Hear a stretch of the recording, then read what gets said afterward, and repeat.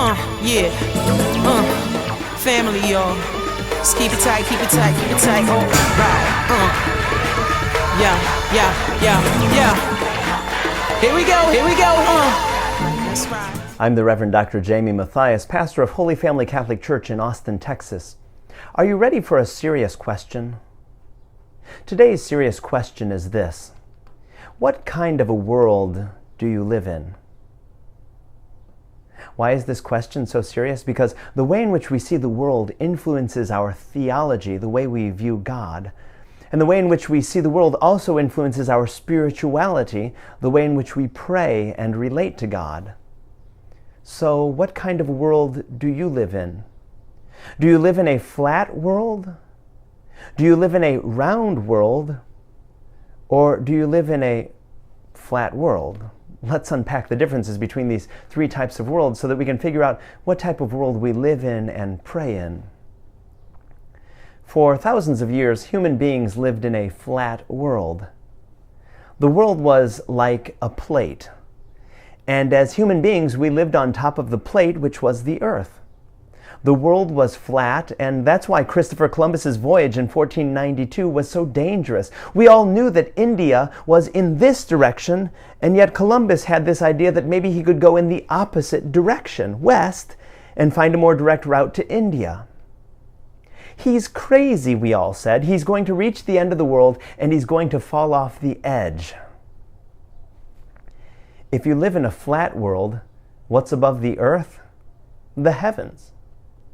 The heavens, for our ancient ancestors, were like a bowl with all the stars of the sky painted on the inside of that bowl, and with the sun and the moon tracing their daily paths across that bowl. And if you live in a flat world, what's below the earth? Hell, or some sort of fiery underworld, we thought, a place reserved for those who do evil in this world. Do you live in a flat world? Probably not. But I'm willing to bet that your theology, your view of God, and your spirituality, the way you pray, are still heavily influenced by a flat world mentality. Think about it for a moment. If your world is flat, like a plate, and if the heavens are above, like a bowl, then where is God? For our ancestors, the answer was easy. God is above. God is in the heavens. Or God lives on the mountaintops, or God is somehow in some upward direction. The Greeks believed that their gods lived at the top of Mount Olympus. The Hebrews, the ancient Israelites, believed that their God was encountered on mountaintops as well. So where did Moses receive the law? On a mountaintop. And where did Elijah hear the whisperings of God? On a mountaintop. And where does Jesus take his disciples in today's gospel, where he is transfigured? And where do his friends see him with Moses and Elijah? On a mountaintop. If you want to experience God in a flat world, either you have to go up or God has to come down. So how does a person pray in a flat world? What does a flat world prayer sound like? Jesus lived in a flat world, and how did he teach his disciples to pray? He said, "Our Father who art where? In heaven. Thy will be done where? On earth, as it is where? In heaven." Jesus lived in a flat world. Do you live in a flat world, or is your world round? What's it like to live in a round world? 200 years before Christ, Eratosthenes had the idea that the world was not flat, but that it was round. He noticed how it was that on a certain day of the summer solstice each year, the sun's light reached the bottom of a well in his city, but cast a shadow on a pole in nearby Alexandria. So he thought the world must be round, and in fact, he even fairly accurately estimated the circumference of the earth.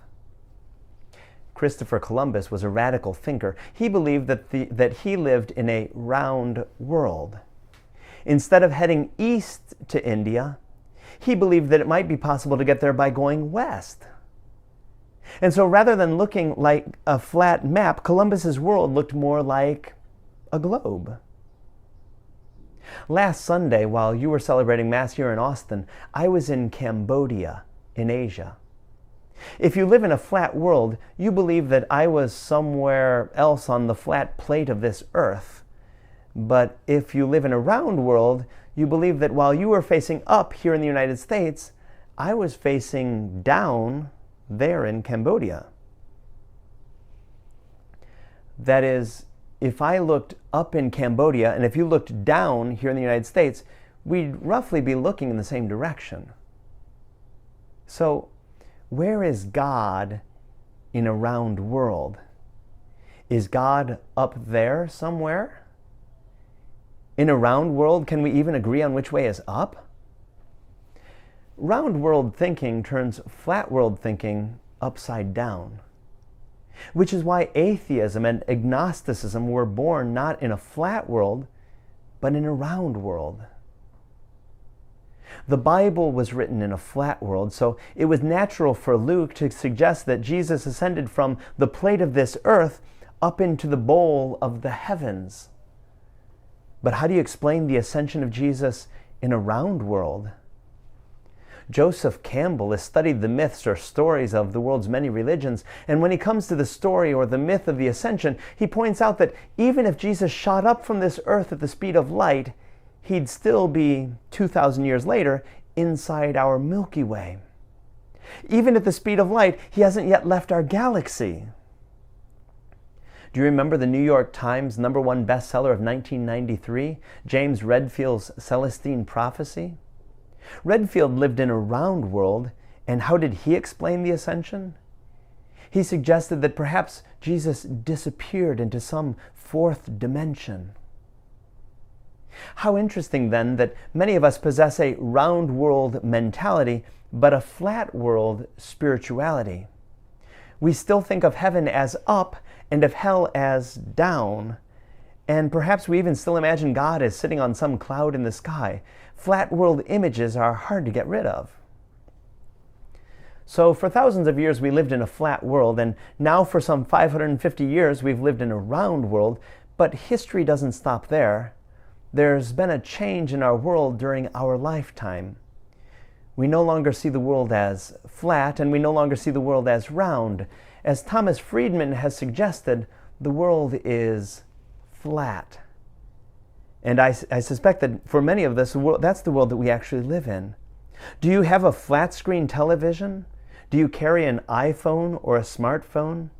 Your world is probably flat.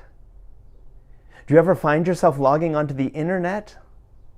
Your world is probably flat. What does it mean to live in this type of flat world? Technology has made our world very small. It's brought us all together on the screens of our televisions and computers and smartphones. When I was a child, Cambodia was somewhere on the other side of the world. I had to pull an encyclopedia off the shelf to learn about the country and to find a few photos of life there. On my rotary phone, I never would have imagined calling anyone in Cambodia. I didn't know anyone there, and I didn't know anyone who had visited there. You, on the other hand, know someone who's visited Cambodia. And you can Google Cambodia. You can find thousands of photos and images from Cambodia. You can find all sorts of information on it, and if you wanted, you could leave Austin today and be in Cambodia within 24 hours. During our own lifetimes, technology has radically shrunk our world, and we're only beginning to fathom the implications of this flat world for theology, for the way in which we see God, and for spirituality, the way in which we pray and relate to God. So what sort of world do you live in? I'm guessing that many of us live in this type of flat world, thinking as though we still lived in a round world, and praying as though we still lived in a flat world. Yikes. The way we see the world is changing, and when we look around us, we see other people changing as well. Let's go back to the flat world of today's scriptures and see the people who are changing there. A transformation occurs in today's first reading. Abram, a wandering Bedouin, becomes the father of all nations. A transformation occurs in today's second reading as well. Saul, a fervent Jew and a persecutor of Christians, sees the light and is now writing to the ultra-conservative Jewish Christians at Philippi who believed that Christians still needed to preserve Jewish customs, dietary laws, and rituals, including circumcision. A transformation also occurs in today's gospel. Peter, James, and John come to see their friend Jesus not merely as a country bumpkin from Galilee, but as the Son of God who would fulfill the law and the prophets. So our world is changing and other people are changing too. Are you changing? And isn't that what Lent is all about? Our changing and growing in our relationship with God and others? Wouldn't it be a shame for us to end these 40 days of Lent as the same people we were when we began this Lenten journey? Sisters and brothers, as we continue our Lenten journey of 40 days, may we be inspired by the changes occurring around us and inspired by the stories of change in today's scriptures, so that when Easter comes, we might find ourselves too somehow changed. We are family. We are brothers and my sisters.